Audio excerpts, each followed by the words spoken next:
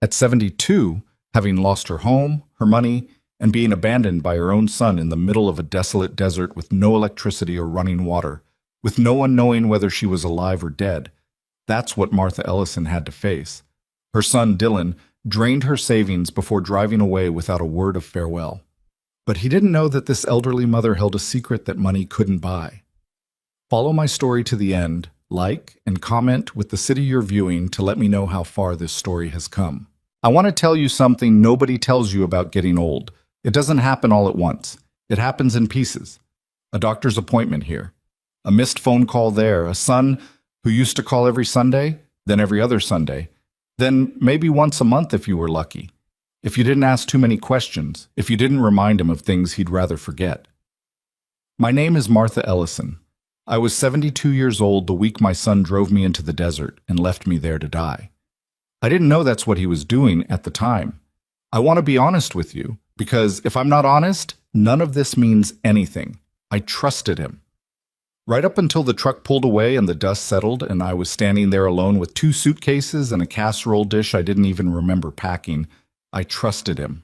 That's the part that still gets me, not the betrayal itself, the trust that came before it. Let me back up. I'd lived in the same house for 41 years, a little 3-bedroom rancher on Cobalt Street, the kind with a carport instead of a garage and a kitchen window that looked out over a lemon tree my husband Earl planted the year we moved in. Earl's been gone 9 years now.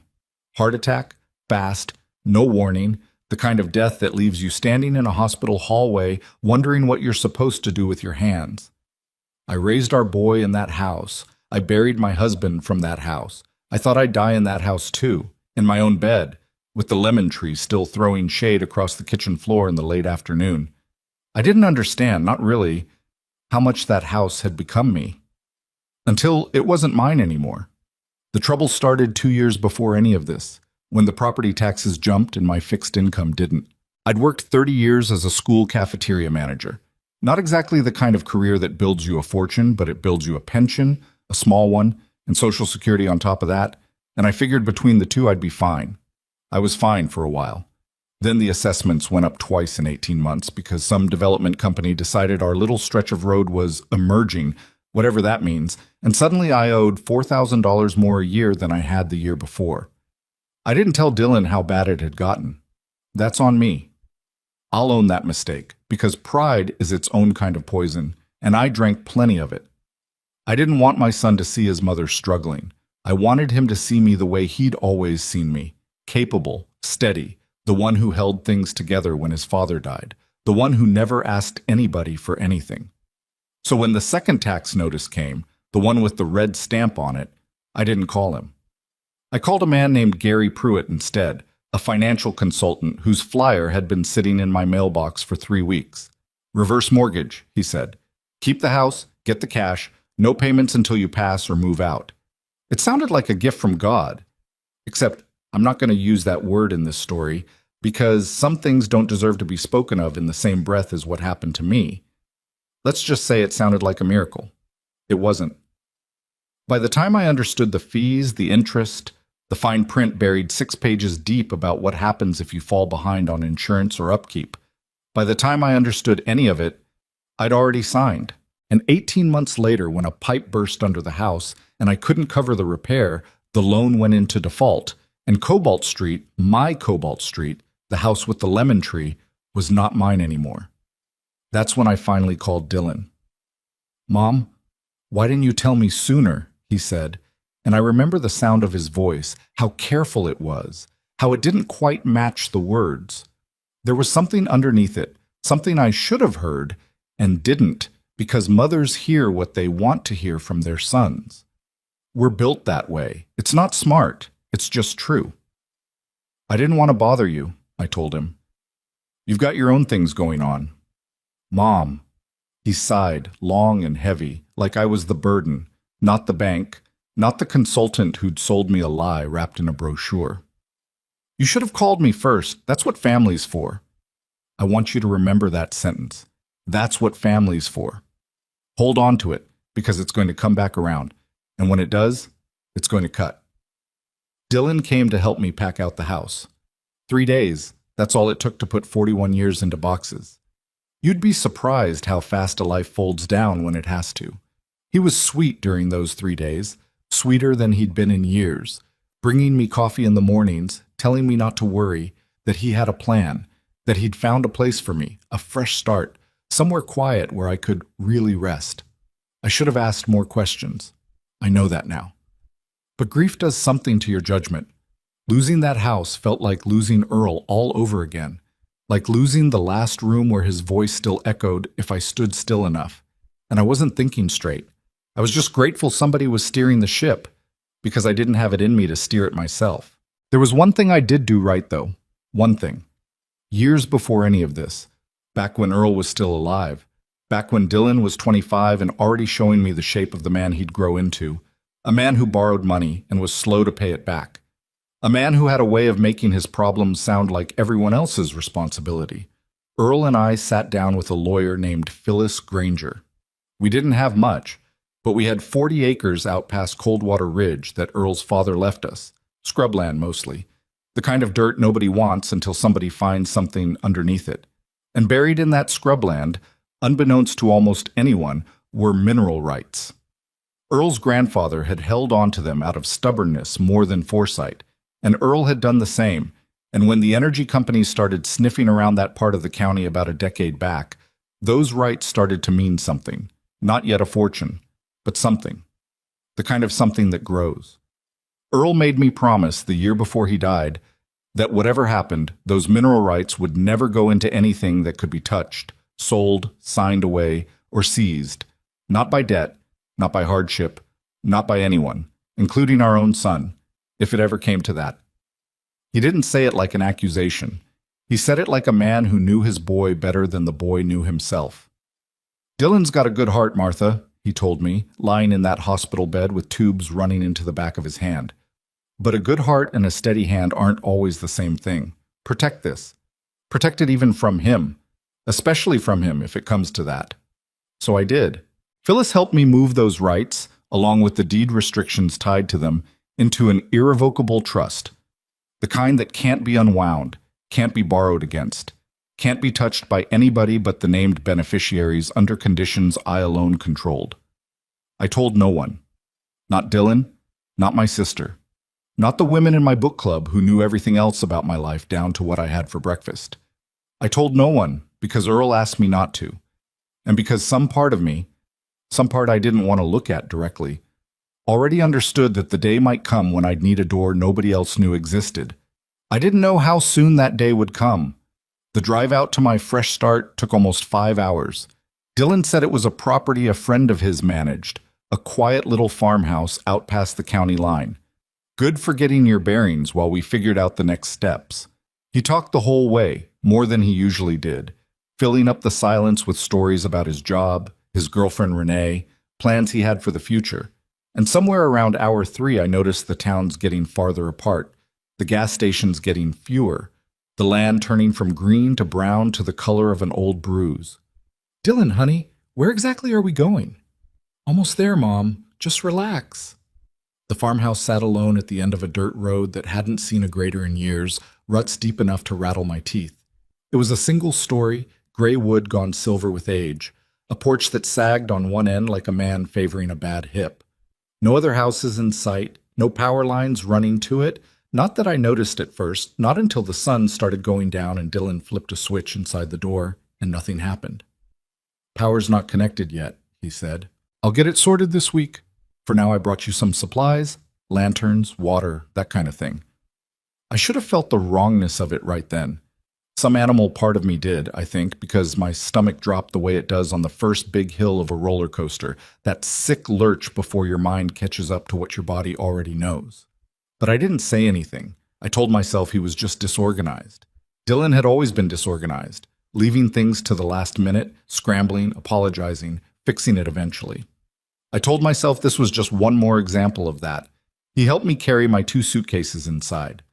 The place smelled like dust and mouse droppings, and something sour underneath that I didn't want to identify. There was a couch with the stuffing showing through one arm, a card table, 2 folding chairs, a bed in the back room with a bare stained mattress that he said he'd get sheets for next trip. I have to head back tonight, he said, not quite meeting my eyes. Work stuff.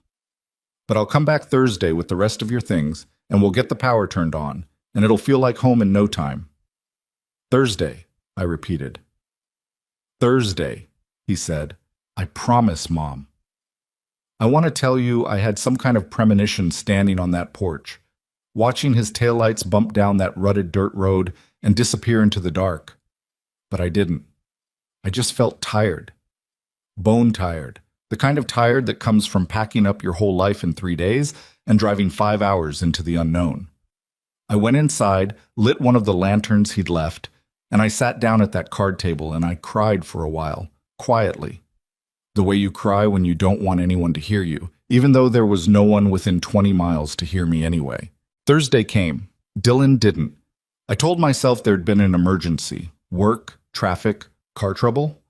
100 reasonable explanations lined up neat in my head like good little soldiers, because the alternative was something I wasn't ready to look at yet. Friday came. Still nothing. By Saturday, the water Dylan had left me, 6-gallon jugs, was down to 2, and the food was mostly gone, and the lantern oil was running low, and I started to understand slowly, the way you understand cold water rising around your ankles, that something was very wrong. I had a cell phone, an old flip phone Earl had bought me years back because I never wanted one of those smart ones, and out there in that farmhouse, it showed no bars, not one. I walked out to the edge of the property, up a little rise where the land flattened out, holding that phone up to the sky like some kind of offering, and I got exactly 1 bar, just enough to try Dylan's number. It rang twice and went to voicemail. I tried again an hour later. Same thing. By Sunday, I'd walked that rise so many times my shoes had worn a little path in the dirt, a path I've never forgotten, not even now, telling this story years later. I'd stand up there at different times of day, testing the signal like a woman testing for a pulse. And every time it went the same way. 2 rings, voicemail, my own voice in my ear saying, "Dylan, honey, it's Mom. Please call me back." Until I'd said it so many times, I started to hate the sound of my own pleading. On the 4th day, the water ran out completely. I'm not going to pretend I handled that gracefully. I didn't. I sat on that sagging porch and I screamed his name into the empty desert until my throat went raw and nobody answered because there was nobody to answer, just scrub brush and silence and a sky that didn't care one way or another whether I lived or died out there. But here's the thing about being raised the way I was raised, in a generation that didn't have the luxury of falling apart for long. Somewhere around day 5, something in me shifted. I remember the exact moment. I was sitting on that porch step, throat still raw, watching the sun come up orange and merciless over the scrub, and I thought about Earl. I thought about him telling me all those years ago, holding my hand in that hospital bed, protect it, even from him. And I thought, if my own husband knew somewhere deep down that his own son might do something like this, then maybe I owed it to Earl and to myself not to die out here proving him right in the worst possible way. So I got up, and I started thinking instead of crying. There was an old well on the property, capped but not filled in, and a hand pump rusted nearly solid beside it. I spent the better part of 2 days working that pump loose with a rock and the heel of my shoe, my hands blistering, my back screaming at me in ways it hadn't screamed since I was a young woman lifting cafeteria trays 8 hours a day. On the 3rd day, it gave. Brown water at first, then clearer. I boiled it over a fire I built from broken porch slats, using matches I found in a kitchen drawer, and I want to tell you that water, ugly and silty as it was, tasted like the finest thing I had ever drunk in my life. It was around then, desperate, furious, scraping bark off a mesquite tree because I'd read somewhere that the inner bark could be chewed for nutrients if it came to that I found out exactly how much my son had taken from me. I'd had 1 credit card I kept for emergencies, a small balance, nothing dramatic, the last thread connecting me to the world outside that farmhouse. On a hunch, walking up to that rise with my 1 bar of signal, I called the bank's automated line instead of Dylan's number, just to check the balance, just to see if there was anything left I could use if I ever found my way to a town. The automated voice told me my available credit was 0, maxed out. Then it told me something that made my knees go weak enough that I had to sit down right there in the dirt.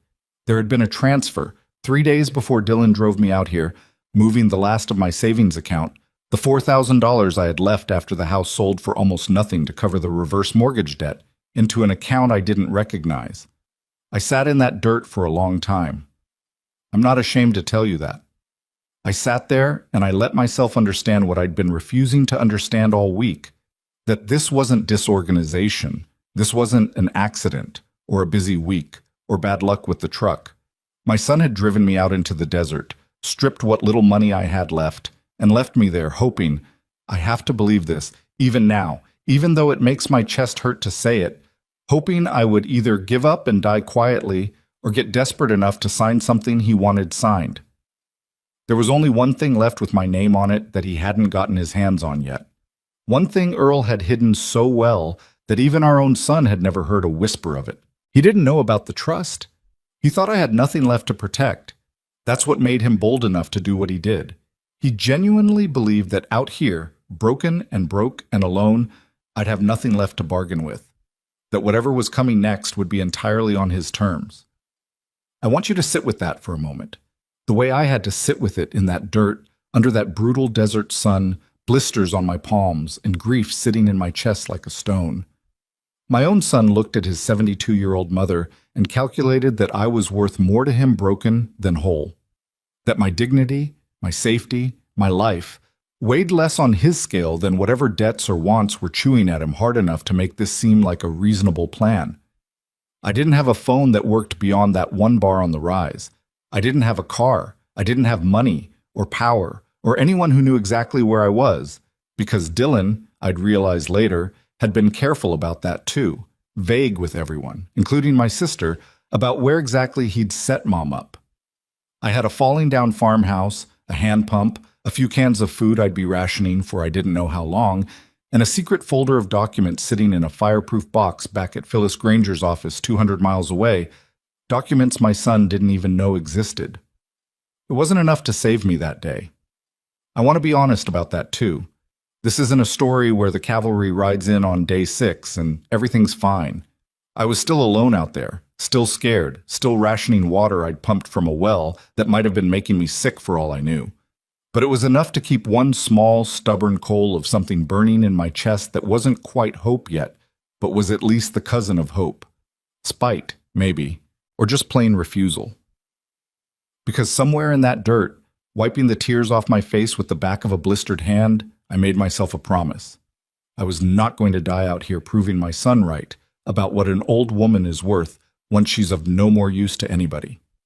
And whatever Dylan thought he'd accomplished by leaving me out here, however clean he thought he'd made his getaway, he didn't know what I still had. He didn't know what I'd protected.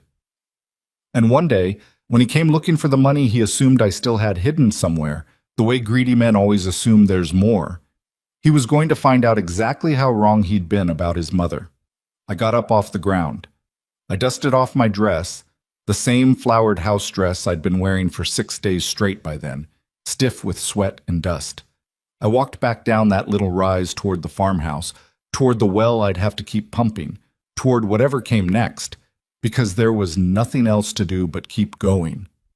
Behind me, somewhere out past the edge of what I could see, my son was building a life on the lie that he'd erased me. He had no idea that the woman he left behind in that dust wasn't finished, not even close. That farmhouse was supposed to be my grave.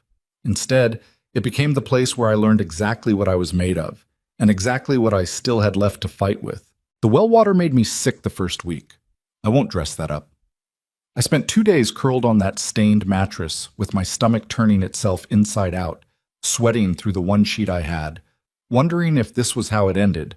Not dramatically, not with a bang, just a quiet, stupid death from bad water in a house nobody knew I was in. But I didn't die. I got up on the 3rd day, weak as a kitten, and I made myself boil every drop from then on, 10 full minutes, no shortcuts, because I decided something while I was lying there shivering. I wasn't going to let bad water succeed where my own son had failed. That's the kind of thought that keeps a person alive, I think. Spite dressed up as discipline. I started taking inventory of the place like it was a job, because it was easier to survive if I treated it like one instead of a punishment. The farmhouse had good bones underneath the dust. Earl always used to say that about old houses, good bones, and I never understood what he meant until I was living inside one, counting on it not to fall down around me. There was a wood stove in the front room, rusted but intact, and a chimney that still drew when I finally got a fire going in it. There was a tool shed out back, padlocked, but the lock was old and gave up after I worked at it with a tire iron I found half buried near the porch steps. Inside that shed, a coil of rope, a handsaw, a hatchet with a loose head, a few rusted cans of nails, and this is the part that still makes me laugh now, though it didn't then, a single working flashlight with batteries that had maybe 40% life left in them. I rationed that flashlight like it was gold. I fixed the hatchet head first, soaking the wood in a bucket of well water until it swelled tight again, and then I started cutting brush because nighttime out there got cold enough to make my joints ache, and I wasn't going to freeze in a house with a working chimney just because I was too proud or too scared to go outside after dark. I'm going to tell you something I didn't expect. There was a kind of peace in it. Splitting wood, hauling water, patching the hole in the porch screen with wire, I twisted off an old fence. It didn't fix what Dylan did to me. Nothing was going to fix that. But it gave my hands something to do besides shake, and it gave my mind something to do besides spiral. I want to be honest about the spiraling too, because I think people watching this might be going through something similar, might have an adult child who's shown them a side they didn't want to see, and I don't want to pretend I was some kind of saint out there, calm and wise and above it all. I wasn't. There were nights I lay on that mattress and let myself imagine, in detail, every conversation I was going to have with Dylan when I saw him again. Some of it kind, most of it not. Some of it things I'm not proud I thought, let alone said out loud to an empty room. I cried more in that farmhouse than I'd cried since Earl's funeral. I think that's allowed. I think a woman's allowed to grieve her son while she's also plotting how she's going to outlast him. About 2 weeks in, I heard a truck on the road. My heart did something complicated. Half hope, half terror. The kind of feeling where you don't know if you want the sound to be your son or to be a stranger, because either one could mean something good or something very bad. I grabbed the hatchet without even thinking about it and stood just inside the door, watching through the gap where the wood had warped, and what pulled up wasn't Dylan's truck. It was older, more beat up, with a dog crate rattling in the bed and a man behind the wheel who looked to be somewhere around 60, sun-weathered, wearing a hat that had seen better decades. He didn't get out right away. He just sat there a minute, looking at the place, and then he rolled his window down and called out, "Didn't know anybody was living out here again." I came out onto the porch, hatchet still in my hand because I wasn't fool enough to drop my guard just because a man had a kind voice. "I am," I said, "for now." His name was Walt Reyes. He ran cattle on the spread that bordered the property to the east, had for almost 30 years. And he'd driven out because he'd noticed smoke from my chimney 2 days running and wanted to make sure it wasn't a brush fire getting away from somebody. When I told him, I didn't tell him everything. Not that first day, just enough. That my son had brought me out here and hadn't come back. That I'd been managing on well water and what was left of my supplies. His face did something I hadn't seen on anybody's face in a long time. It went hard, in a way that wasn't aimed at me. "That's your son did that?" he said. "It is." He didn't say much else that day. He left me a sack of feed store oats, a few cans of soup, and a number scrawled on a piece of paper torn off a receipt, told me his place had a landline if I ever needed to use it, and drove off without making a fuss about it. Like a man who didn't need thanks to feel like he'd done the decent thing. I stood on that porch a long time after his truck disappeared, holding that scrap of paper, feeling something I hadn't let myself feel since Dylan's taillights vanished down that same road. That maybe I wasn't as alone out here as I told myself I was. I didn't go to Walt's place for almost a week. Pride again. I think pride is the great enemy of people my age. The thing that keeps us quiet when we should be loud. Keeps us suffering in silence when somebody decent is standing 2 miles down the road with a working telephone. But the day my flashlight finally died for good, and I realized I'd need batteries before winter really set in, I walked those 2 miles, and Walt's wife, a woman named Dolores with a voice like gravel and the kindest eyes I'd seen in months, sat me down at her kitchen table and fed me a meal that nearly made me cry into the plate. "You're not going back to that house alone tonight," she said, not a question. "I have to," I told her. "It's all I've got." She didn't argue with me, which I respected. She just packed me a bag of supplies heavier than I knew how to carry, and Walt drove me back. And from that day on, something shifted. Not charity, exactly. Walt and Dolores weren't the type, and I wasn't the type to accept it even if they were. It became something closer to trade. I'd walk over and help Dolores can vegetables from her garden, my old cafeteria hands remembering exactly how to move fast and clean, and she'd send me home with jars. Walt taught me how to patch the worst of the roof using tar paper and scrap tin, and in exchange I cooked him meals on the days his knee was too bad to manage his own stove. It wasn't easy. None of it was easy. But for the first time since the dust settled behind Dylan's truck, I felt like a person again, instead of a thing that had been discarded. Word travels strange in country like that, where the nearest grocery store is 40 minutes and everybody still somehow knows everybody's business. I don't know exactly how it happened. Maybe Dolores mentioned it to the woman at the feed store. Maybe that woman mentioned it to her sister who worked the register at the diner in town. But within a month, people I'd never met knew the shape of what had happened to me.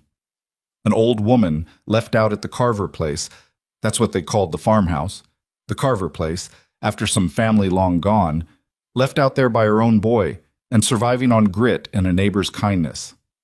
I wasn't comfortable being talked about. I still had enough pride left to flinch at being somebody's cautionary tale over coffee.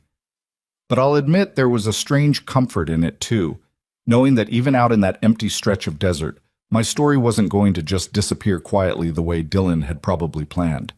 He must have heard it too. That's the only way I can explain what happened next. About 6 weeks after he left me, I was up on that rise. Checking my 1 bar of signal had become a daily ritual whether I expected anything or not. And the flip phone buzzed in my hand for the first time since that first terrible week. I almost dropped it. Dylan's name on the screen, like he'd never left at all, like 6 weeks of silence and starvation and bad well water and a dead flashlight hadn't happened. I let it ring twice before I answered. I'm not proud of how my hands were shaking. "Mom?" His voice came through, casual, almost cheerful, like he was calling to check in on a vacation I'd taken. "Hey, how's it going out there? I've been so slammed at work, I'm sorry I haven't made it back yet." I didn't say anything for a second.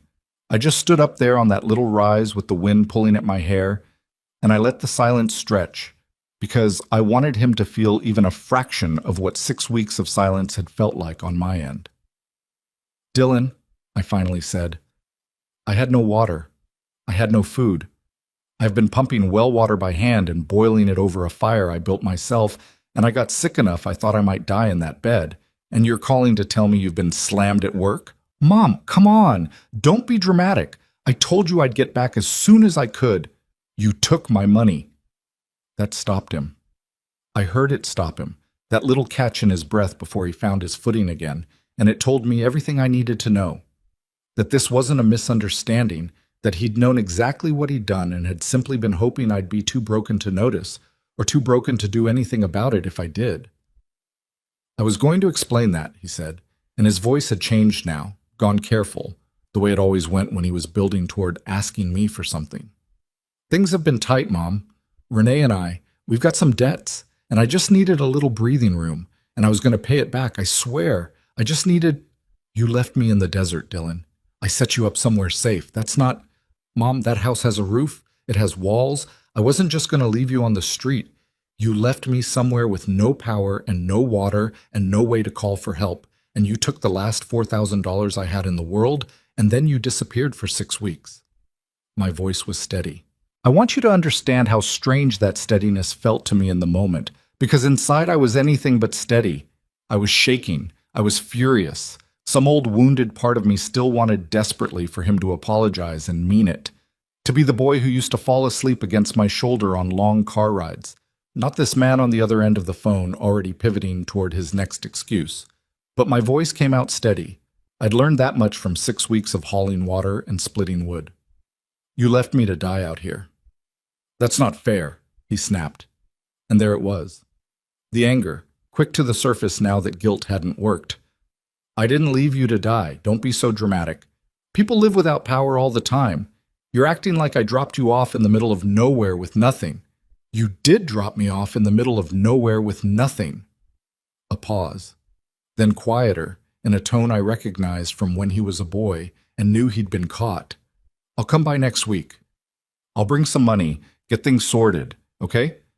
Just don't go telling people stuff, all right? It's not a good look for either of us. For either of us. There it was again, that same instinct from before. Protect the family name, protect the image. Never mind the woman who'd nearly died learning to pump water by hand. I told him fine, come next week. And I hung up before I said something I might have regretted, though looking back now, I'm not sure regret was the right word for any honest thing I might have said to him in that moment. He didn't come the next week either. I'm not going to pretend that surprised me by then. What surprised me was what came after. The calls started coming more often, every few days, never to apologize, never really to check on me, but always circling toward the same question, dressed up in different clothes each time.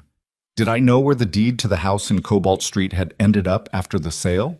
Had I kept any of Earl's old paperwork? Did I remember if there'd been a safety deposit box, anything like that?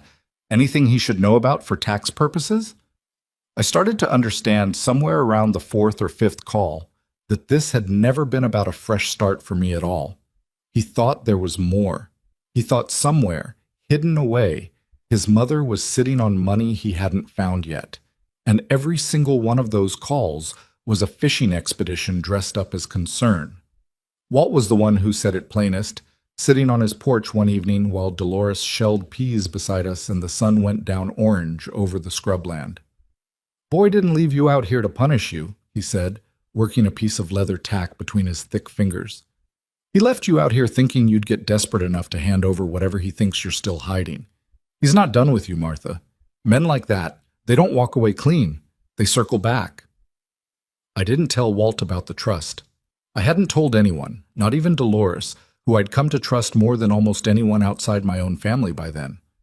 Earl's voice was still in my head. Protect it, even from him. And some instinct told me that the fewer people who knew, the safer that secret stayed. But I started, quietly, preparing. I asked Walt, careful with my words, if he'd ever consider being a witness to something.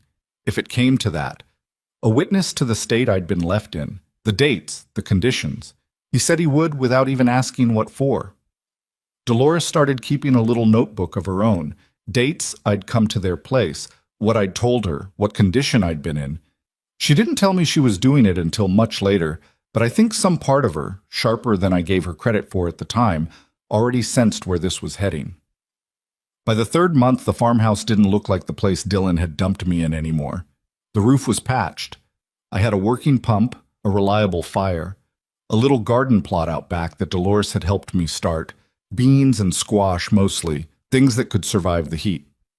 I'd started sleeping through the night again, which I hadn't done since before the house on Cobalt Street went into default.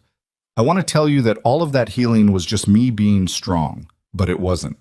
It was Walt and Dolores mostly, two strangers who decided an old woman alone in the desert deserved better than what her own family had given her. I think that's a lesson too. If you're looking for one in this story, sometimes the family that shows up for you isn't the family you were born into. Sometimes it's the people who choose to drive out and check on the smoke coming from your chimney. Dylan finally came in person near the end of that third month, pulling up in a truck I didn't recognize, nicer than the one he'd left me in, which told me something about where the money I'd lost had probably gone. I watched him get out from the porch, and for just a second, just one flickering second, I saw my little boy in him. The way he used to walk, hands in his pockets, head tilted slightly like he was bracing for something. Then the second passed, and all I saw was a grown man in a truck he shouldn't have been able to afford, standing on the land where he'd left his own mother to fend for herself. "You look good," he said, like that was supposed to mean something, like 3 months of hauling well water and splitting wood and surviving on a stranger's charity was a beauty regimen I'd chosen for myself. "What do you want, Dylan?" He laughed, a little too easily, the kind of laugh men use when they're trying to smooth over something uncomfortable. "Can't a son just check on his mother?" "You haven't checked on your mother in 3 months. You've called asking about deeds and safety deposit boxes. So I'll ask again. What do you want?" Something shifted across his face then, the mask slipping just enough that I saw the calculation underneath it, and for the first time since he'd driven away from the same porch, I felt something other than grief looking at him. I felt clarity. I felt, for the first time in my whole life, like I was looking at my son and seeing him exactly as he was, instead of as I'd always insisted on seeing him. "I need you to sign something," he said. "It's just a formality. A power of attorney, so I can help manage things for you since you're out here and it's hard for you to get into town for paperwork and stuff." "No."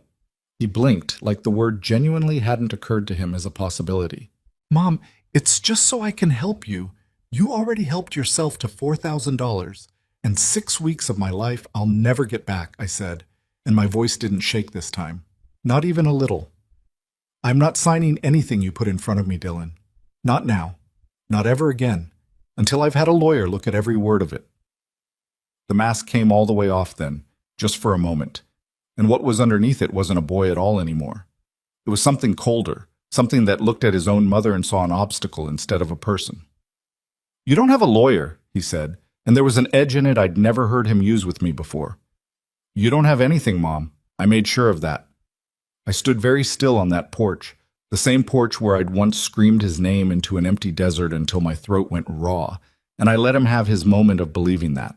I let him stand there thinking he'd already won, thinking the woman in front of him had nothing left to fight with but a patched roof and a garden of beans. "You should go," I told him. "Before I say something we'll both regret." He left finally, kicking dust up the dirt road same as he had 3 months before, and I stood there watching the truck disappear, feeling something settle in my chest that I hadn't felt since before Earl died. Not peace, not yet, but something close to it. Resolve. Because my son had just stood on my porch and told me, with his own mouth, that he believed he'd made sure I had nothing left. He had no idea that 200 miles away, in a fireproof box in Phyllis Granger's office, there was a folder with my name on it that proved exactly how wrong he was. And he had even less idea that the woman he'd left to die in the desert 3 months earlier had spent every single one of those days quietly preparing for the moment he'd come back circling, hungry, certain there was nothing left to find. He was about to learn just how much he'd underestimated me. 2 weeks passed after Dylan stormed off that porch, and I spent every one of those days waiting for the next move because I'd learned enough about my son by then to know he wasn't a man who walked away from anything he believed he was owed. Walt said it best one evening, leaning against his truck while I helped him mend a fence line that had come down in a windstorm. "Men like your boy," he said, not looking at me, focused on the wire in his hands. "They don't quit. They regroup." I didn't sleep well those 2 weeks. I want to be honest about that because there's a version of this story where I tell you, I was calm and certain the whole way through, a woman of steel who never doubted herself once she found her footing, and that wouldn't be true. I lay awake plenty of nights on that mattress, staring up at a ceiling I'd patched with my own 2 hands, running through every version of what Dylan might try next. Some nights I convinced myself he'd given up, gone back to whatever life he'd built with the money he'd stolen from me, decided his mother wasn't worth the trouble anymore. Other nights I knew better. A man who drives his own mother into the desert and empties her bank account isn't a man who gives up easy. He's a man who recalculates. I used those 2 weeks well, at least. I walked the 2 miles to Walt and Dolores' place more than I probably needed to, partly for the company, partly because their landline was the only way I had to reach the outside world. And there was one call I needed to make. I dialed the number for Phyllis Granger's office from memory. Some numbers just stay with you, the way Earl's birthday stays with you, the way the sound of a screen door slamming stays with you. And when her secretary put me through, hearing Phyllis's voice on the other end of that line nearly undid me right there in Dolores's kitchen. "Martha Ellison," she said, warm and a little surprised. "It's been a long time." "It has," I said. And then, because there was no good way to ease into it, I just told her. All of it. The reverse mortgage, the house, Dylan, the farmhouse, the 6 weeks without water, the calls about deeds and safety deposit boxes, the power of attorney he'd tried to put in front of me. I heard her go quiet on the other end, and when she spoke again, her voice had changed, gone careful and precise, in a way that told me she was already thinking 3 steps ahead. "Martha, the trust is exactly where you and Earl left it," she said. Untouched. Nothing about it has changed, and nothing about it can change without your signature and mine. And frankly, several other safeguards Earl insisted on that I thought were excessive at the time, and now thank goodness for. Your son cannot touch it. I want you to hear me say that clearly. He cannot touch it, no matter what he tries to put in front of you. I closed my eyes and let that settle into me, the first real relief I'd felt in months. He doesn't know it exists, I said. Good, Phyllis said. Let's keep it that way as long as we can. But Martha, if he's already tried to get you to sign a power of attorney, that tells me he's getting desperate, and desperate people get reckless. I want you keeping records.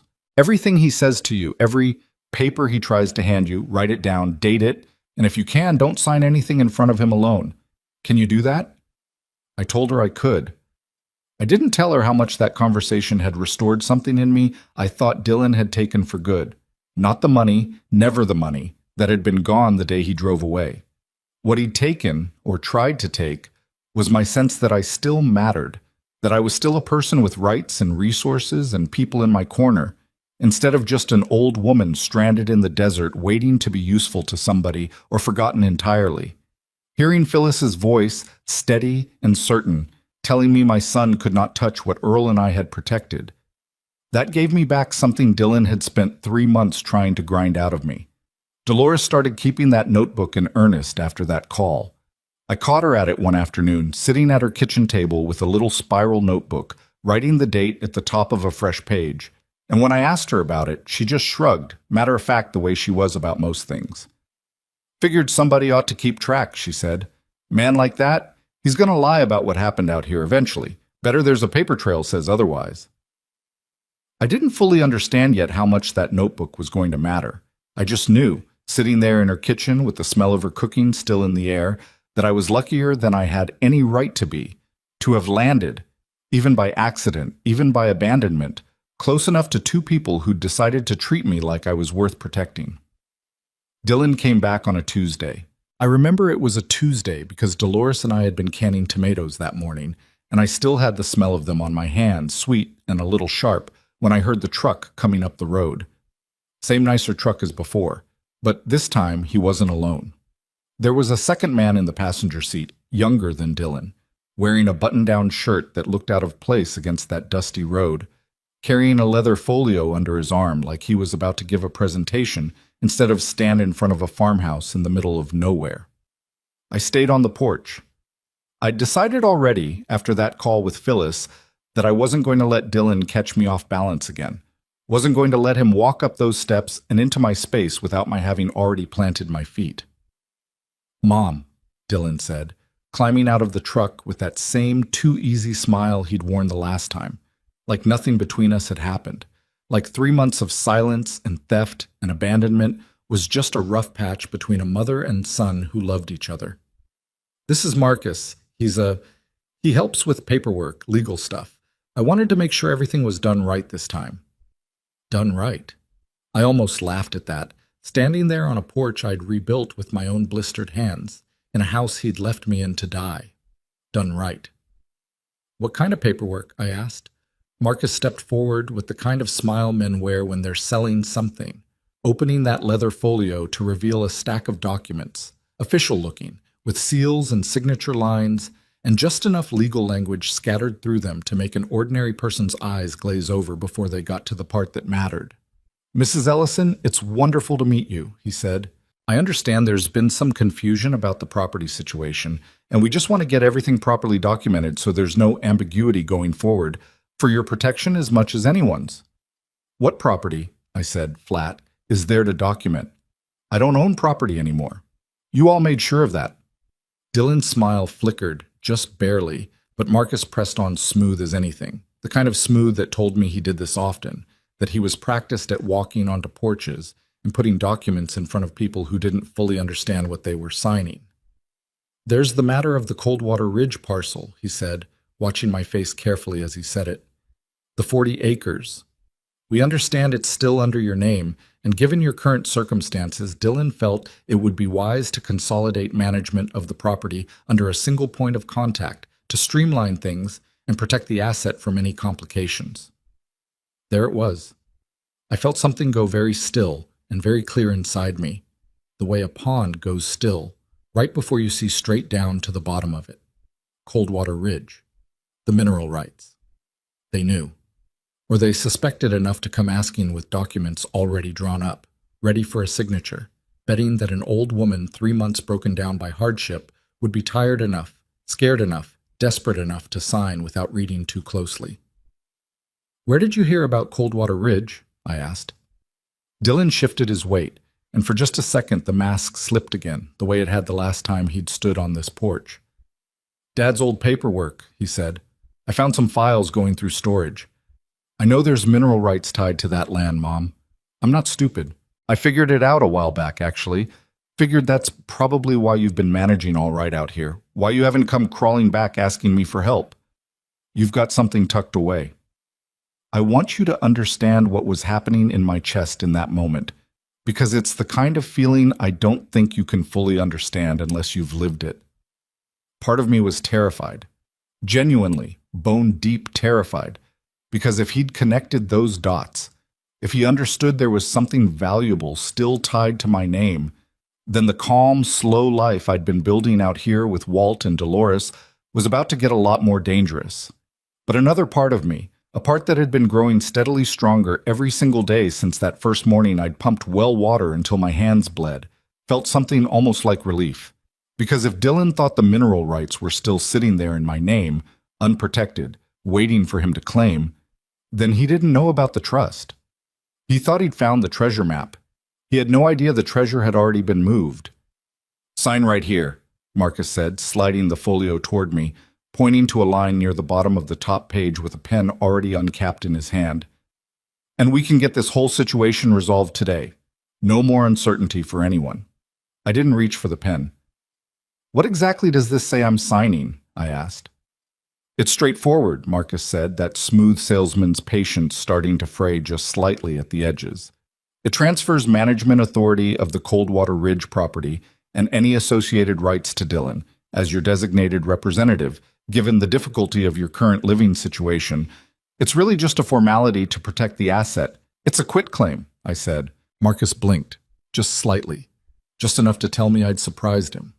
I'd had 3 months of nothing to do most evenings but sit by lantern light reading every scrap of paperwork I'd kept from Earl's affairs, refreshing myself on language I hadn't thought about in years. Language Earl had taught me back when we first set up the trust because he didn't want me to ever be the kind of woman who signed things she didn't understand. I wasn't a lawyer, I want to be clear about that, but I wasn't the helpless, broken-down woman they'd clearly driven all this way expecting to find either. "This isn't a management agreement," I said, flipping to the second page despite Marcus's hand twitching like he wanted to stop me. "This transfers ownership, full ownership, Dylan, not management, not authority, ownership." "Mom, it's just so things are simpler." "Simpler for who?" My voice came out harder than I meant it to, but I didn't take it back. "You drove me out into the desert and left me with no water and no power. You took the last $4,000 I had to my name. And now you're standing here with a man I've never met, asking me to sign over the only piece of land Earl's family had left, and you're telling me it's for simplicity?" Dylan's jaw tightened. The mask was fully gone now, and underneath it was something I recognized but had never let myself look at directly before. Not my son disappointed in me, not my son frustrated with circumstances. My son, calculating, watching an obstacle refuse to move the way he'd planned, and trying to figure out his next angle. "You don't have a choice, Mom," he said, quieter now, which somehow felt more dangerous than if he'd shouted. "You're 72 years old, living in a house with no power, surviving on charity from neighbors. If this goes to a competency hearing, do you really think a judge is going to side with you over me? I'm your son. I have resources. I have a lawyer." He nodded toward Marcus. "You have a hand pump and a hatchet." I felt that land exactly where he meant it to land. Square in the chest, in the place where every fear I'd been holding at bay since the day he drove away lived curled up and waiting. A competency hearing. The idea that he'd take this further, that he'd try to have me declared unfit, that the very survival I'd fought so hard for out here could be twisted into evidence against me. For one terrible second, standing on that porch, I felt the ground go soft under my feet the way it had that first week, when I genuinely hadn't known if I was going to live. But then I thought of Phyllis's voice on the phone. He cannot touch it, no matter what he tries to put in front of you. I thought of Dolores's notebook, dates and details written down in careful, unglamorous handwriting, proof of exactly how I'd been living and exactly what I'd survived. I thought of Walt saying he'd be a witness, no questions asked, the moment I needed him to be. And I thought of Earl holding my hand in that hospital bed 9 years before, telling me to protect this, even from him. I straightened my back. I looked Dylan dead in the eye, the way I used to when he was a boy, and I caught him in a lie he thought was clever enough to slide past me. "You should sit down," I told him. "Both of you, because I think it's time I told you something about Coldwater Ridge that your father never got around to mentioning to you."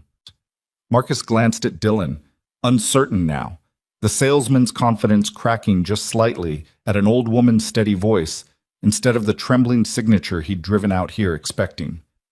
Dylan didn't sit. He just stood there, arms crossed, that same hard, calculating look on his face, waiting. "The mineral rights on that land," I said, "haven't been in my name for almost 10 years. I watched it land on him slowly, the way bad news sometimes does, a beat behind the words themselves. "What are you talking about?" he said. "Dad's files said, your father's files said what your father wanted them to say at the time he wrote them, before we did anything about it," I said.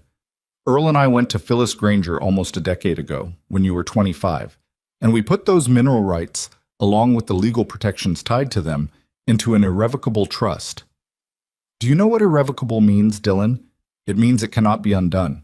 Not by me, not by you. Not by any lawyer you bring out here with a folio full of papers and a pen already uncapped. That's not—" Dylan's voice cracked slightly, the first real crack I'd heard in it since this whole nightmare started. "That's not possible. You don't have the money for lawyers. You don't have the money for any of that. We had the money for it when we did it," I said. "Years before you ever needed to know, because your father, God rest him—" I caught myself, even in that moment, some old habit of speech nearly slipping out, and I corrected without missing more than half a beat, because I'd promised myself this story would never carry that particular word in it, not after everything. "Because your father, may he rest easy, knew something about you even back then that I wasn't ready to admit to myself. He told me, lying in that hospital bed the year before he died, that you had a good heart but not always a steady hand, and that I needed to protect this, even from you, if it ever came to that. I didn't want to believe him. I fought him on it a little, if I'm honest. But I did what he asked, and I am very, very glad I did." The silence on that porch stretched out long enough that I could hear the wind moving through the scrub brush, the same wind that had carried my screams into nothing 3 months earlier. Marcus had gone very still, his earlier confidence completely drained out of him, looking between Dylan and me like a man recalculating how much trouble he'd just driven himself into. Dylan's face had gone through several expressions in the space of a few seconds. Disbelief, then something like panic, then a kind of cold fury I hadn't seen on him since he was a teenager and I'd caught him stealing from my purse for the second time. "You're lying," he said finally. "I'm not. You wouldn't do that. You wouldn't put something like that away without telling me. I'm your son." "You are," I said, and something in my voice must have cracked a little here, because even after everything, even after the desert and the well water and the stolen money, some part of me still ached at the look on his face. The genuine wounded outrage of a man who believed, in some twisted way, that he was the one being betrayed. "You are my son, Dylan, and I love you. I have loved you since the day you were born, and I will probably love you until the day I die, because that's not the kind of thing a mother gets to switch off just because her son did something unforgivable. But loving you and trusting you with everything I have left in this world are two very different things. You taught me that yourself 3 months ago when you drove me out here and left me with nothing." "This is insane," Dylan said, and he was pacing now, dragging a hand through his hair, the careful businessman persona completely gone, replaced by something rawer, angrier, more like the boy who used to slam doors when he didn't get his way. "You're telling me this whole time, this whole 3 months, you've had, what, money sitting there? Rights worth something, and you just let me think. You let me believe you had nothing?" You left me with nothing, I said again, slower this time, because I needed him to actually hear it instead of just letting it bounce off him the way everything seemed to. I had nothing, Dylan. I had a falling down house and a hand pump and two neighbors kind enough to make sure I didn't starve. The trust isn't something I can touch either. Not easily, not without specific conditions Earl and Phyllis built into it years ago. I wasn't sitting on a fortune while you thought I was suffering. I was suffering. The trust just means that fortune, whatever it ends up being worth, was never going to end up in the hands of someone who'd do what you did to get it. Marcus cleared his throat, clearly looking for a way to extract himself from a situation that had gone very differently than whatever he'd been promised. Mrs. Ellison, if I could just clarify the legal standing of the document we brought, you can leave, I told him, not unkindly, but with enough finality that he understood it wasn't a suggestion. Whatever you were paid to drive out here today, I'd suggest you ask for it back, because there's nothing here for either of you to sign. He didn't argue. He closed that leather folio, glanced once at Dylan like he was waiting for some kind of instruction, and when Dylan didn't give him one, he walked back to the truck and got in, leaving the engine running, the air conditioning probably still on, waiting. That left just the two of us on the porch, my son and me, with 3 months of betrayal and a decade of secrets sitting between us like something physical, something you could almost reach out and touch. How could you do that? Dylan said, and his voice had gone quiet now, almost small, in a way that made him sound, for just a moment, like the boy I remembered instead of the man standing in front of me. How could you keep something like that from me my whole life? I felt the unfairness of that question land in my chest like a slap, and for the first time since he'd driven away from this same porch 3 months earlier, I let myself get angry out loud instead of just carrying it quietly the way I'd been carrying it. How could I said, and my voice rose despite myself. Dylan, you left me to die out here. You stripped my savings account 3 days before you abandoned me in a house with no power, hoping I'd either give up or get desperate enough to sign over whatever you thought I still had. You're standing on this porch right now asking me how I could keep a secret from you after what you did to me. That's not... I wasn't trying to hurt you, I was trying to... He stopped himself, and I watched him search for an ending to that sentence that didn't sound as ugly as the truth, and not find one. I needed money. Renee and I were underwater on the house, the cars, there's debts you don't even know about, and I panicked, okay? I panicked, and I thought if I could just get some breathing room, by taking everything I had and leaving me to fend for myself in the desert. I thought you'd be fine, he shouted, and the rawness of it, the genuine desperation underneath the anger, was almost more unsettling than if he'd stayed cold and calculating the whole time. I thought Walt or somebody would find you. I thought it would just be a few days. I didn't think... You didn't think, I said, quiet now, quieter than I'd been the whole conversation, because I'd realized something in that moment that hurt worse than anything that had come before it. That's exactly it, Dylan. You didn't think about me at all. Not once. You thought about your debts and your panic and what you needed, and somewhere in all of that, your 72-year-old mother became an inconvenience to be managed instead of a person to be protected. And now you're standing here angry that the one thing I did manage to protect, I protected from you specifically, because some part of me, some part I didn't even want to admit existed, already knew you might do exactly what you ended up doing. He didn't have an answer for that.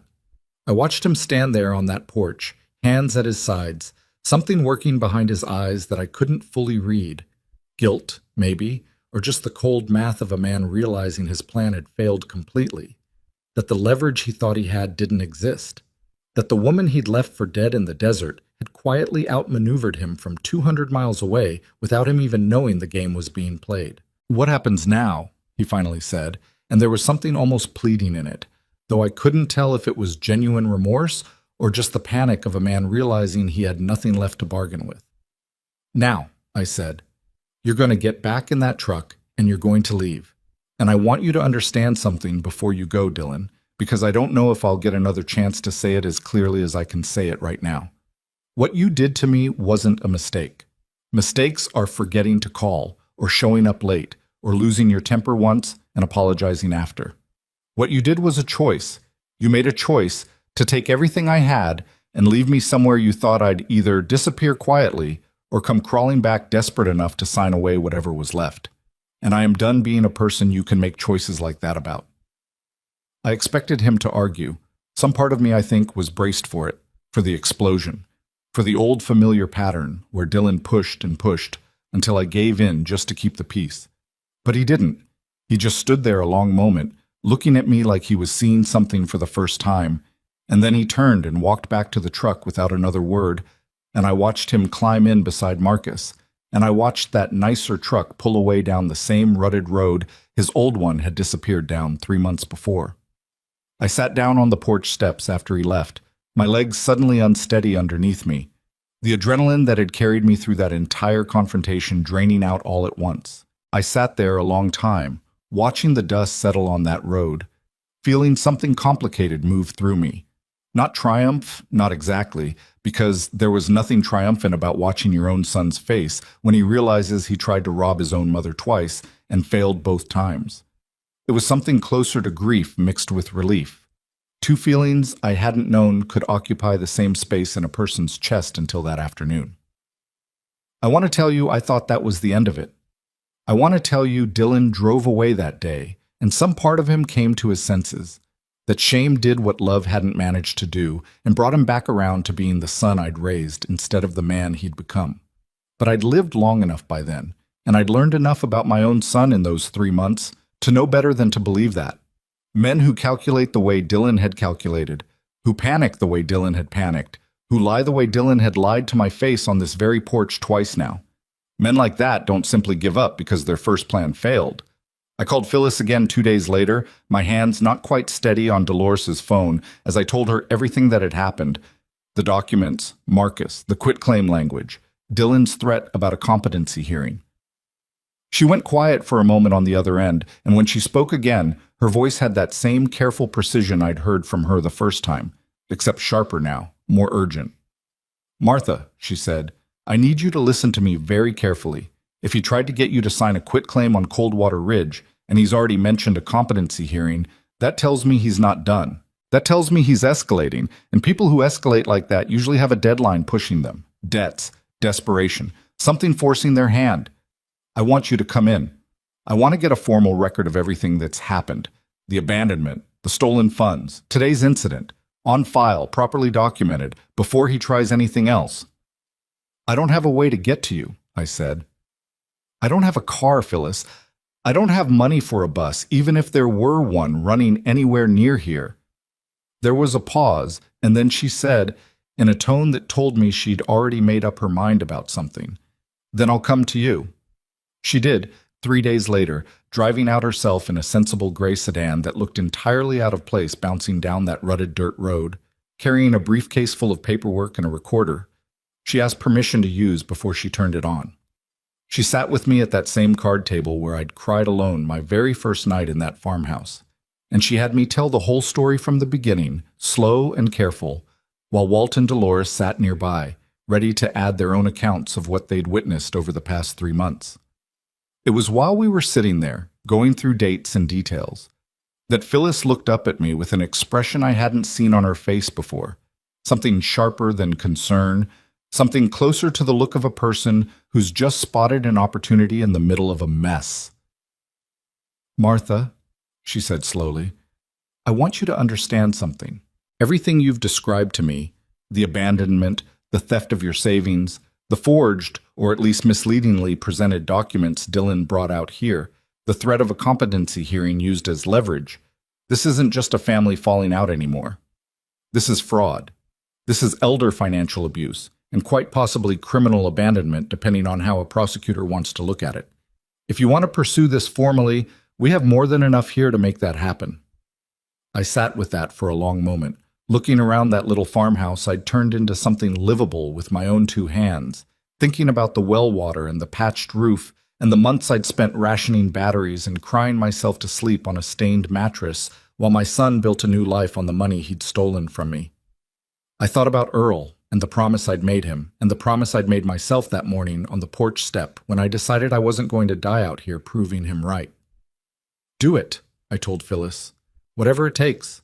I'm done protecting him from the consequences of what he did to me." I didn't know yet, sitting at that card table with Phyllis's recorder quietly capturing every word, just how far this was about to go. How the documents Marcus had carried in that leather folio were going to turn into evidence of something far more serious than a clumsy family dispute.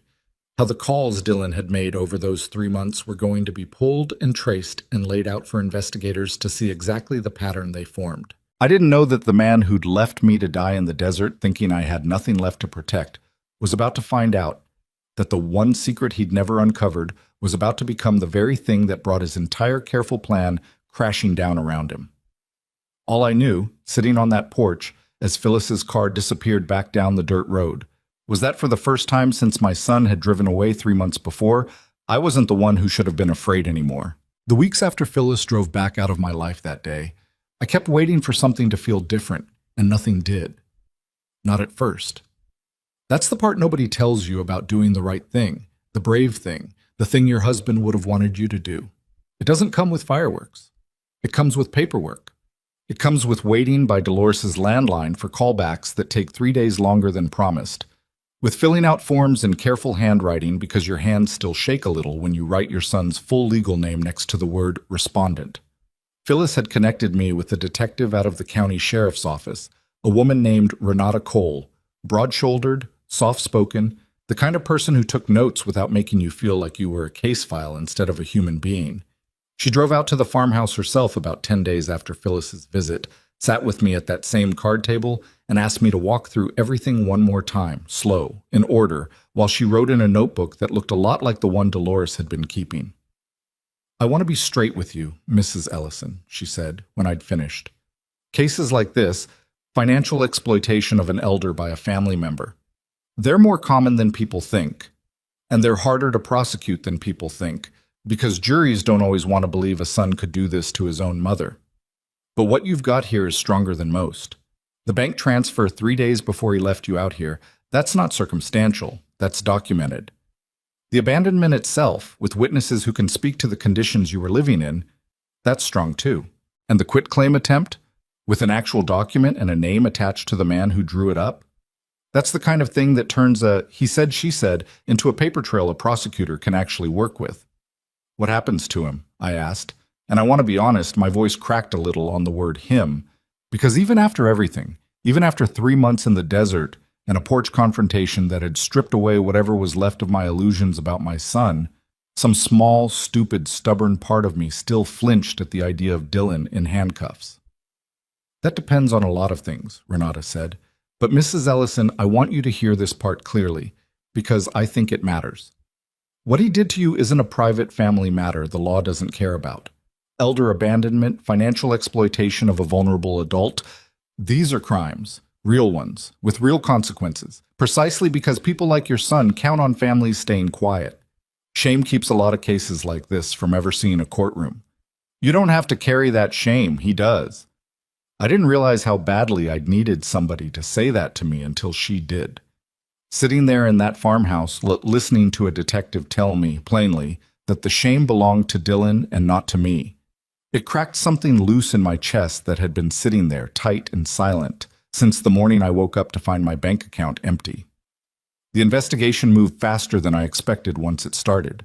Renata pulled bank records, and the transfer from my account showed up exactly where I knew it would, 3 days before Dylan drove me out here, routed into an account that, once subpoenaed, turned out to belong to a small shell company Dylan had set up with Renee 6 months earlier, something they'd apparently used before for funneling money around other debts, which told me this wasn't even the first time my son had played fast and loose with somebody else's trust.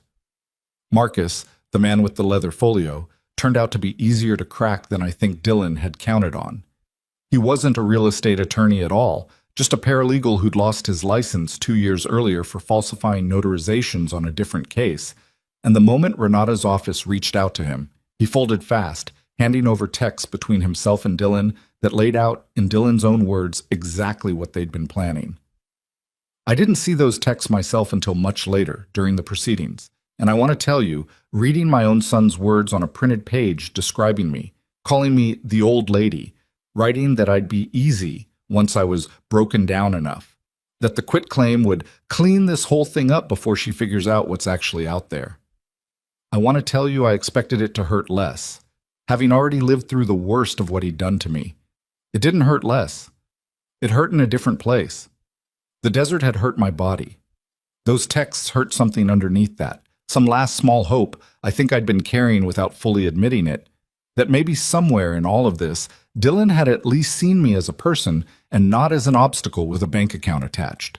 Word started moving through the county faster than I was ready for. Dolores warned me it might, and she was right. There's no keeping a secret in country like that once a sheriff's detective starts driving out to a property more than once.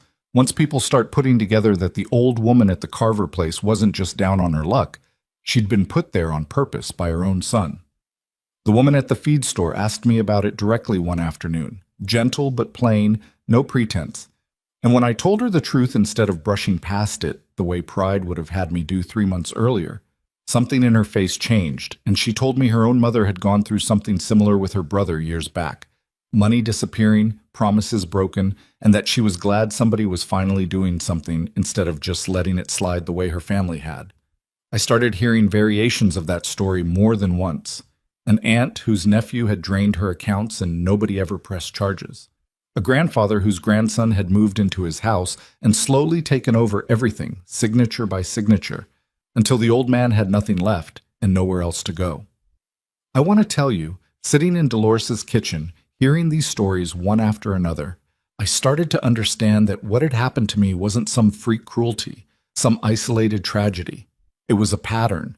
It was a kind of quiet, common violence against old people that mostly went unpunished because the people doing it were family, and families protect their own, even the ones who don't deserve protecting, even at the cost of the people they're supposed to love. That's when I decided, somewhere in the middle of all that waiting and all those stories, that whatever happened with Dylan's case, I wasn't going to let what happened to me just disappear quietly into a settled court docket once it was over. But that's getting ahead of myself. Dylan tried calling once during this stretch, about 3 weeks after Phyllis's visit, and I almost didn't answer. I'm glad I did, in the end, because the call told me something I needed to know before this all came to a head. "Mom, what is going on?" he said, and his voice had an edge to it I hadn't heard before, something close to fear underneath the anger. "I had a detective show up at my house. Renee's freaking out. What did you tell them?" "I told them the truth, Dylan." "The truth," he repeated, like the word tasted bad in his mouth. "You're trying to put me in prison? Over what, a property dispute? This is insane, Mom. You're really going to do this to your own son?" I sat very still, holding that phone, feeling something inside me that I almost didn't recognize at first because it had been buried under grief and survival for so long. Anger, clean, simple, righteous anger, finally given room to breathe. "I'm not doing anything to you, Dylan," I said. "You did this. You did all of this, every single piece of it, starting the day you emptied my savings account and drove me out to a house with no power and left me there. I didn't put a gun to your head and make you do any of it. I'm just done protecting you from what happens next." "You don't understand the position I'm in," he said, and his voice cracked, genuinely cracked, in a way that almost pulled at something in me before I caught myself. "If this goes to court, if I'm convicted of something, I lose everything. My job does background checks, Mom. Renee's talking about leaving. You're going to take away the only things I have left." "The only things you have left," I said slowly, "are things you built using money you stole from your own mother." "Do you hear yourself, Dylan? You're asking me to feel sorry for you losing a job and a girlfriend while I spent 6 weeks pumping well water by hand because you left me with nothing. You don't get to ask me for sympathy right now. You used up every bit of sympathy I had for you the day you drove away from that porch and didn't come back." There was a long silence on the line, and then, quieter, almost desperate. "What if I pay it back? All of it, the 4,000, with interest. Whatever you want? What if I just make it right, and you call this whole thing off?" I closed my eyes. I want to tell you, there wasn't a part of me tempted by that offer. The easy ending, the quiet resolution where Dylan writes a check and we all pretend the desert never happened, but that wouldn't be honest, and I promised myself a long time ago I'd tell this story honestly or not at all. There was a part of me, small and tired and still, somewhere underneath everything, hoping for her son to come back to her, that wanted to say yes, that wanted this to be over, simple, forgivable. But I thought about Renata telling me the shame belonged to him, not me. I thought about the woman at the feed store and her mother, and the families who'd let things like this slide because it was easier than facing it. I thought about every other son and every other family who might learn exactly the wrong lesson if his mother could be bought back into silence with a check. No, I told him. This was never about the $4,000, Dylan. It stopped being about money the second you decided I was disposable. You can't pay your way out of what you did. You're going to have to actually face it. He hung up on me. I sat there at Dolores' kitchen table for a long time afterward, holding a phone that had gone silent, feeling the particular ache of having just closed a door I knew, somewhere deep down, I was never going to reopen. The case moved towards something more formal over the following 2 months. There was a preliminary hearing, then a longer process. I won't pretend I understood every detail of. Financial records, forensic accountants brought in to trace the money through Dylan and Renee's shell company, testimony scheduled from Walt and Dolores about the conditions they'd found me in, the dates documented in that careful little notebook Dolores had been keeping since the very beginning. Phyllis sat with me through most of it, walking me through what each step meant, preparing me for what I'd need to say if it came to testifying myself, which it eventually did. I'll tell you, standing up in that courtroom, looking out at rows of strangers and a judge who'd probably heard 1,000 sadder stories than mine, was one of the hardest things I've ever done in my life, harder in some ways than the desert itself, because the desert had only required my body to survive. This required something else. It required me to say out loud, in front of everyone, exactly what my son had done to me, without flinching, without softening it to make it easier for anyone in that room to hear. I told them about the drive out to the farmhouse, the dark settling in with no power, the well water I'd had to pump by hand and boil over a fire I built myself. I told them about the calls that went unanswered for 6 weeks, about checking my bank balance and hearing an automated voice tell me there was nothing left. I told them about the quitclaim, about Marcus and his leather folio, about Dylan standing on my porch telling me I had nothing left to bargain with right before I told him about the trust. I watched, while I spoke, the way Dylan sat at the defense table, not looking at me, jaw tight, and I felt something I hadn't expected to feel in that moment. Not satisfaction exactly, but a kind of clean, hard clarity. I wasn't lying. I wasn't exaggerating. I was simply telling the truth about what had been done to me, plainly, and letting the truth carry whatever weight it carried on its own. Renee testified too eventually, though not the way Dylan probably hoped she would. Faced with the shell company records and the forensic accountant's testimony tracing exactly how the stolen funds had moved, she struck a deal of her own, and what she gave up in exchange painted a picture even uglier than what I'd already pieced together. That this hadn't been a single desperate moment of panic, the way Dylan tried to frame it. They'd planned it. They'd discussed, in messages later read into the record, exactly how long they thought I'd last before either dying quietly or signing whatever they needed signed, and they debated, almost clinically, whether the farmhouse or some other location would draw less attention if anyone came looking. Hearing that my own son had sat with his girlfriend and calculated, like a business problem, how long his mother might survive without water, was the moment something in that courtroom finally broke loose in me that I'd been holding together since the very first day on that porch. I cried. I'm not ashamed of that. I think anyone would have. The forged elements of the quitclaim attempt added their own weight to the case. Marcus's falsified notarization history, the misleading legal language designed to obscure that the document transferred full ownership rather than mere management, the way the whole presentation had been built specifically to exploit what they believed was an old woman's confusion and desperation. Phyllis later told me that piece, more than almost anything else, was what made the difference in how seriously the prosecutor's office took the case from the start. It showed premeditation, a plan executed in stages, not a single bad decision made in a moment of weakness. Walt and Dolores both testified about the state I'd been in when they found me, the conditions at the farmhouse, the months of slow recovery, the calls Dylan had made circling around questions about deeds and safety deposit boxes instead of ever once asking how I was holding up. I watched Walt on that stand, this quiet, weathered man who'd never asked me for a single thing in exchange for everything he'd given me. Describe finding smoke from my chimney and an old woman standing on a porch with a hatchet in her hand because she didn't know if the truck pulling up belonged to a friend or to more trouble. And I had to look down at my hands in my lap because some kindnesses are hard to sit and witness being spoken out loud, even when you're the one who received them. The verdict, when it finally came, didn't erase anything that had happened to me. I want to say that plainly because I think people sometimes imagine a courtroom moment like that as some kind of magic reset button. And it isn't.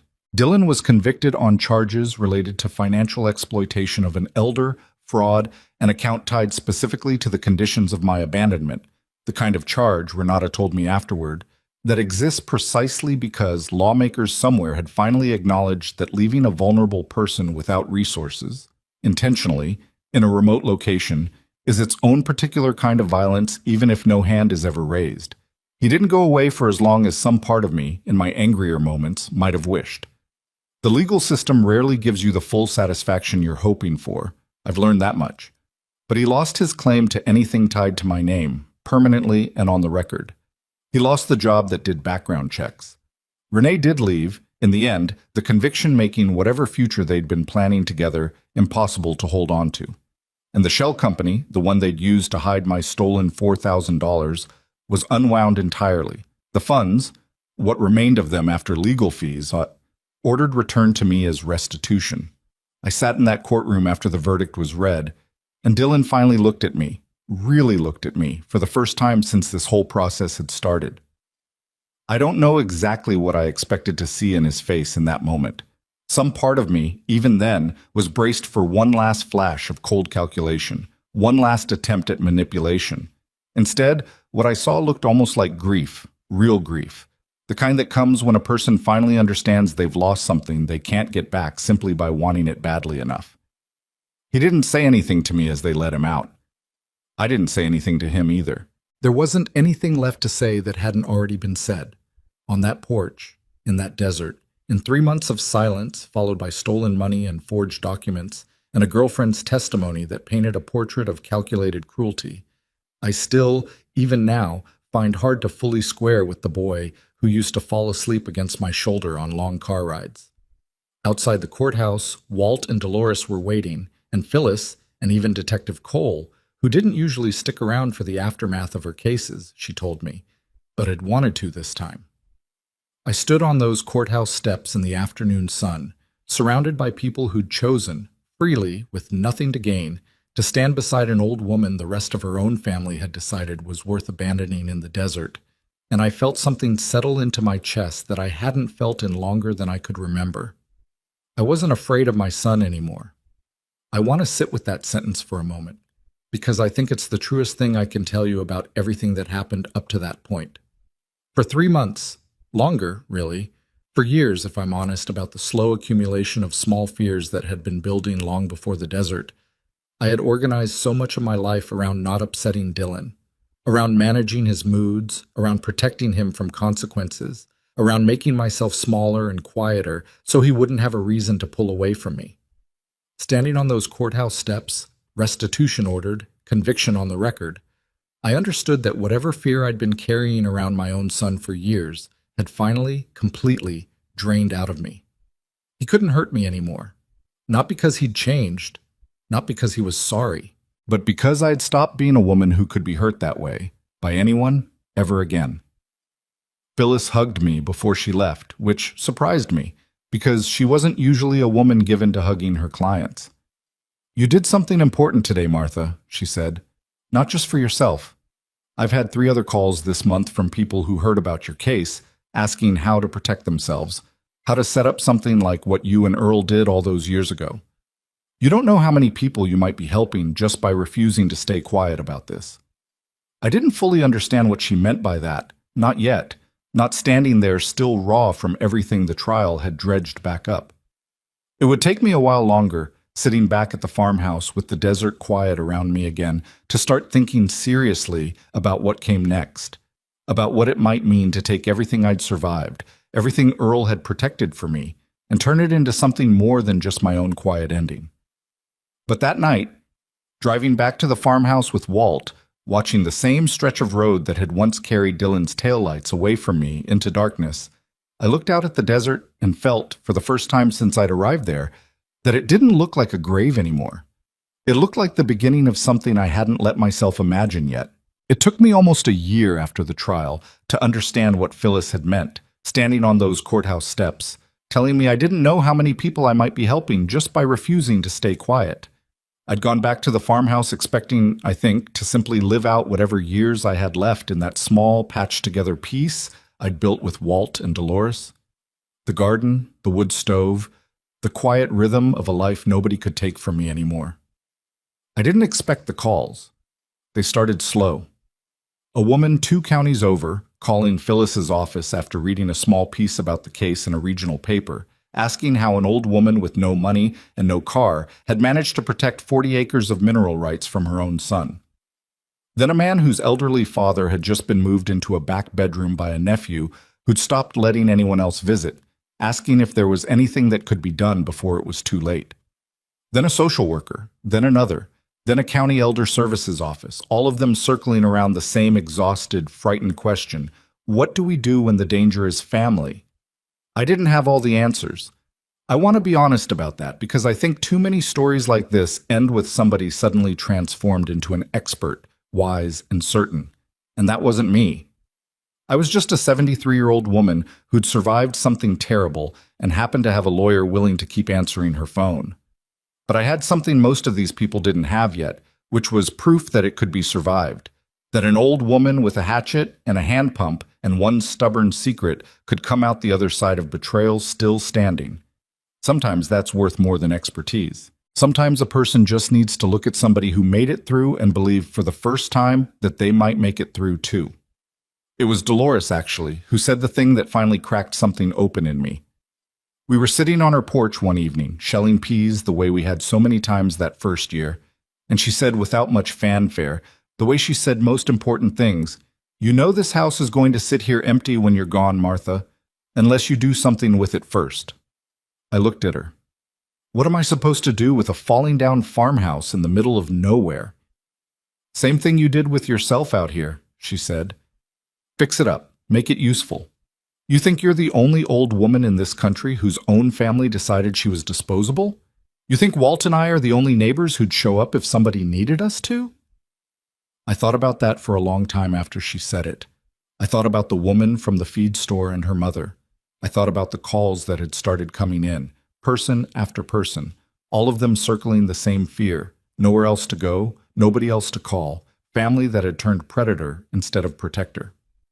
And I thought about Earl, who'd spent his whole quiet, careful life making sure that if the worst ever happened, I wouldn't be left with nothing. He'd protected one old woman, me. What if that protection could stretch further than that? I went to Phyllis with the idea, half-formed, embarrassed even saying it out loud at first, because it felt too big for somebody like me, a cafeteria manager's pension and a piece of scrubland, to be talking about building something. But Phyllis didn't laugh at me. She leaned forward across her desk, the same desk where she and Earl and I had once signed the papers that ended up saving my life, and she said, "Martha, you have mineral rights that have only grown more valuable since you and Earl protected them. You have 40 acres and a farmhouse already partly restored. You have a story that people are going to keep finding, whether you want them to or not, because stories like yours don't stay quiet for long, not anymore. The only question is whether you want to be the one who decides what gets built out of it." So I decided. It took the better part of 2 years, and I won't pretend it was simple or smooth, because nothing in my life since the day Dylan drove away from this porch had been simple or smooth, and I don't think it would be honest to suddenly start describing it that way now. There were setbacks. A contractor who took a deposit and never finished a wing of renovations, leaving me to chase him down through small claims court with Phyllis's help, the bitter irony of it not lost on either of us. Another person trying to take advantage of an old woman, though this time I caught it fast, because I'd learned, the hard way, exactly what that particular kind of theft looked like in its early stages. There were nights I sat at that same card table, older now, the lantern finally replaced by real electric light once the power lines were finally run out to the property, and wondered if I'd taken on more than a woman my age had any business taking on. But slowly, piece by piece, the way the well had given up clean water once I'd worked the pump loose, the place started to become something. We turned the farmhouse into a main building, with proper plumbing and a kitchen big enough to cook for a dozen people at once. We built 3 smaller cottages out behind it, modest, simple, nothing fancy, but warm, with good roofs and reliable heat, because I'd learned firsthand exactly how much it matters to an old person whether or not they're cold at night. We cleared a stretch of land for a garden 3 times the size of the one Dolores had helped me start, raised beds low enough that arthritic hands and bad backs could still tend them without too much strain. Walt, who by then I think had come to think of me as something between a friend and a sister, helped me put in a small barn with 2 gentle old horses that the residents, once they started arriving, took to faster than I expected, brushing them in the mornings, finding some quiet comfort, and caring for something that needed them. We called it Ridgeline Haven. Not original, maybe, but it meant something to me, that word ridge, because it called back to that little rise on the property where I'd stood for 6 terrible days, holding a flip phone up to an empty sky, trying to reach a son who'd already decided I wasn't worth answering. I wanted that word in the name, because I never wanted to forget exactly what this place had been at its worst, even while building it into something better. The first residents who came weren't strangers, not exactly. The woman from 2 counties over, the one who'd first called Phyllis's office, was among the first to arrive in her late 70s, evicted from her own home after her son had taken out loans in her name without her knowledge, and then defaulted on every one of them, leaving her with nowhere to go and a credit history in ruins. I remember meeting her at the front steps of the farmhouse, watching her take in the cottages, the garden, the horses, and the little barn, and watching her face do something I recognized completely, because I'd felt the exact same thing myself once I'd finally stopped merely surviving and started, slowly, to live again. "I didn't think there was anywhere left for people like me," she told me that first day, voice cracking. "I thought once your own family decides you're a burden, that's just it. That's the end of the story." "It's not the end," I told her, and I meant it with everything I had left in me. "It feels like the end. I know it does. I stood exactly where you're standing, thinking the exact same thing, in a desert 200 miles from anywhere, with no power and no water, and a son who'd left me there on purpose. It is not the end. It's just the part of the story that hurts the most before the part that gets better." I think about that conversation often, because it captures, better than almost anything else I could tell you, what Ridgeline Haven became over the following years. Not a charity, exactly, though we never turned away anyone who genuinely had nowhere else and nothing left. The funding for that handled quietly through the trust Earl and I had protected so carefully all those years ago, now finally doing the work he'd probably never fully imagined when he made me promise to protect it. Not quite a retirement community either, though it had elements of one. It became something more specific than either of those words. A place built entirely around one idea I'd learned the hardest possible way: that a person's worth doesn't shrink just because their body gets older, or their bank account gets smaller, or their own children decide they're inconvenient. That dignity isn't something you earn by staying useful to people who only valued you for what you could give them. That it belongs to you simply because you're a person, full stop. And anybody who tries to convince you otherwise, especially someone who's supposed to love you, is the one who's wrong, not you. We grew slowly. The way anything built to last instead of built to impress tends to grow. By the 3rd year, we had 11 residents living full-time in the cottages, a rotating handful of others who came for shorter stays while sorting out housing or legal situations of their own, often with Phyllis's quiet, steady help navigating courts that didn't always move as fast as a frightened old person needed them to move. We had a part-time nurse who came twice a week, a retired teacher among the residents who started running afternoon reading groups in the main house, a man named Curtis, whose son had tried something disturbingly similar to what Dylan had tried with me, an attempted power of attorney grab dressed up as concern, who found, slowly, working alongside Walt in the garden most mornings, something like peace again, after months of believing he'd never trust another person as long as he lived. I'd be lying if I told you I never thought about Dylan during those years. I did. More than I probably should admit, if I'm being honest with you the way I promised myself I would be from the very start of telling you all this.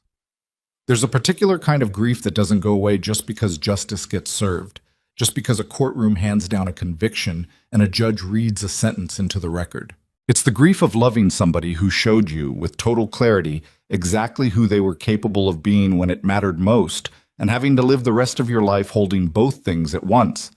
The boy who fell asleep against your shoulder on long car rides, and the man who calculated how many days you might survive without water.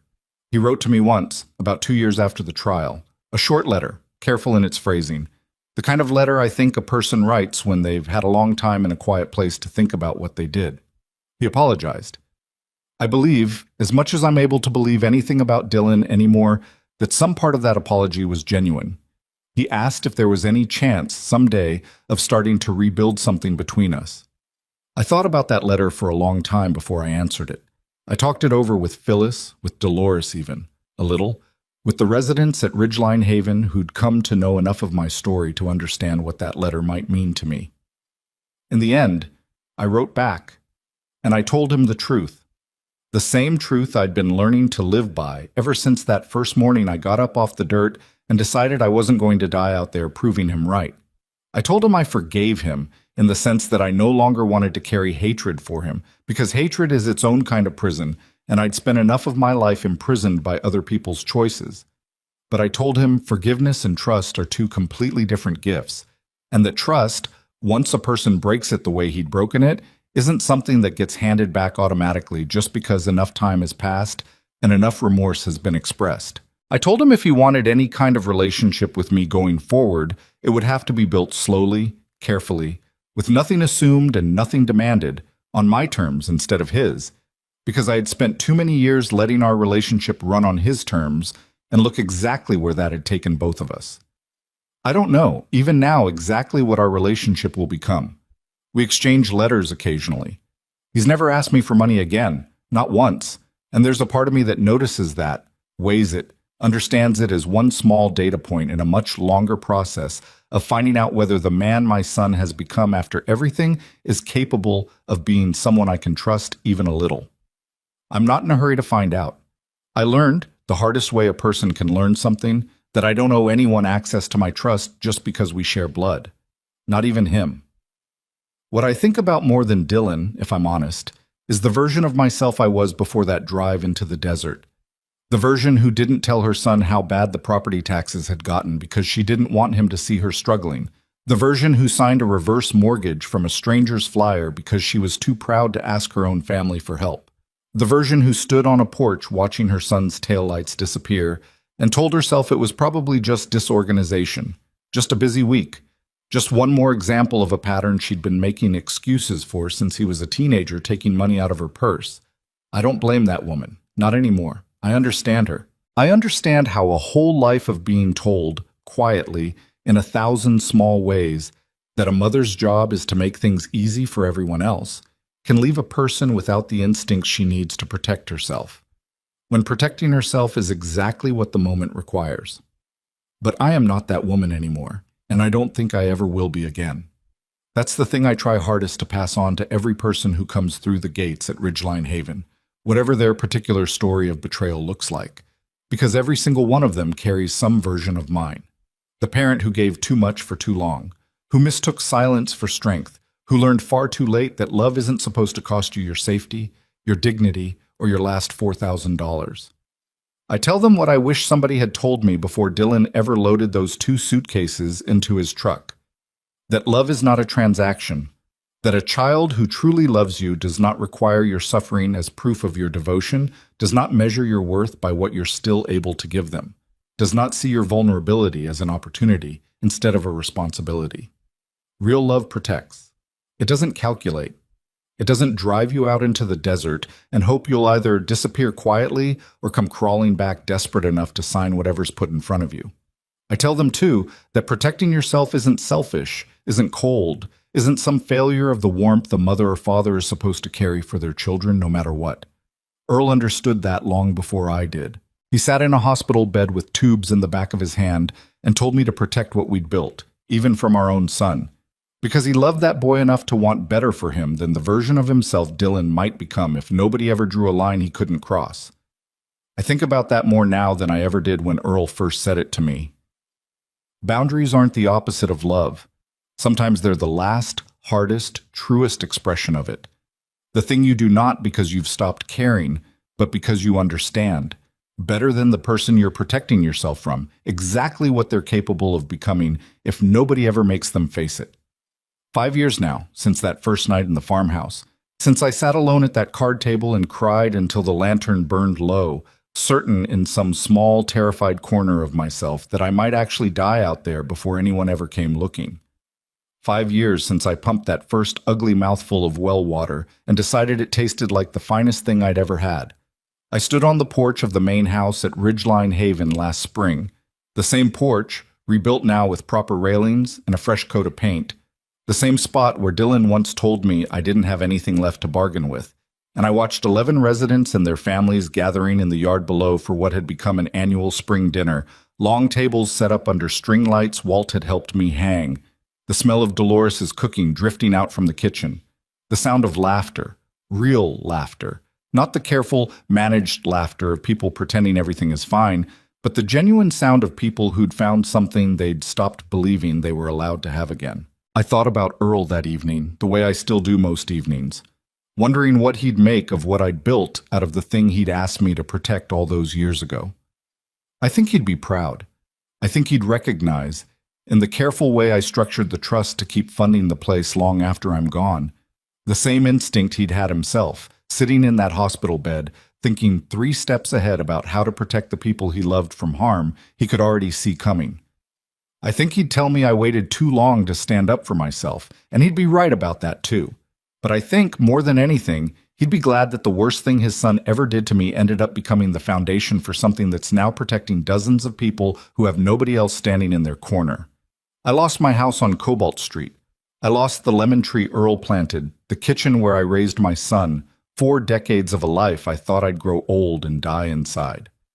I lost, in the deepest sense, the relationship I thought I had with my own child, the comfortable fiction that he loved me unconditionally, that family meant safety no matter what. Those losses are real. And I don't want to stand here and tell you grief like that simply transforms into gratitude if you just look at it the right way. Because that's not honest, and I promised you honesty from the very first word of this story. But I gained something too. Something I don't think I would ever have found if Dylan hadn't driven me out into that desert and left me there, certain I had nothing left worth protecting. I gained the clearest understanding I've ever had of exactly who I am underneath every role I'd spent my whole life playing for other people. Wife, mother, cafeteria manager, the woman who held everything together so nobody else had to. I gained 11 people, going on 12 next month, who call that farmhouse home now, who garden in the mornings and read together in the afternoons and sit at long tables under string lights in the evenings, safe in a way every single one of them had stopped believing they deserved to be. I gained a family, in the truest sense of that word, built not on blood but on the simple, steady choice to show up for each other, the way Walt showed up that very first afternoon, noticing smoke from a chimney and driving out to make sure an old woman wasn't in trouble. My son chased a fortune he thought I was hiding, certain that breaking me down far enough would make me hand it over. He was wrong about almost everything that mattered, but he was right about one thing, in the end, without ever knowing it. There was a fortune. He just never understood what it actually was. It was never the money, never the mineral rights, never anything that could be signed away on a card table by a folio full of forged documents. The real fortune was the woman who walked out of that desert refusing to disappear quietly, and everything she built afterward, for herself and for everyone else the world had been all too ready to leave behind.